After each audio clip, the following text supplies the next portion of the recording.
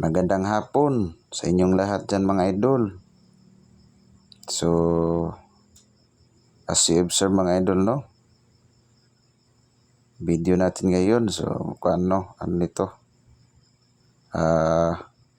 Impeksyon sa ari ng inahing baboy.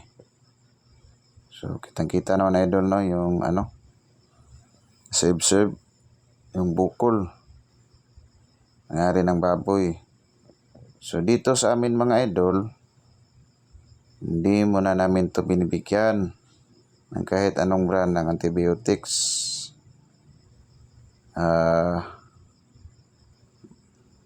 Napan muna namin to ng ibang paraan, ibang lunas. So, hindi muna tayo magbibigay agad ng antibiotics. Kasi sa amin dito mga idol, dali lang to. So, hinuhugasan muna namin to gamit na namin dito sabon. Pangligo ng tao ito. Pwede rin to ng hayop. Bioderm.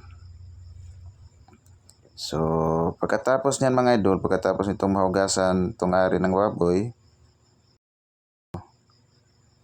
dito tayo magbibigay ng wound spray. Wound spray mga idol, gamit namin dito itong quick heal. So pwede na rin yung yung Combinix. So kahit anong brand na available dyan sa inyong vet store, pwede na yan. Pagkatapos nito idol, mga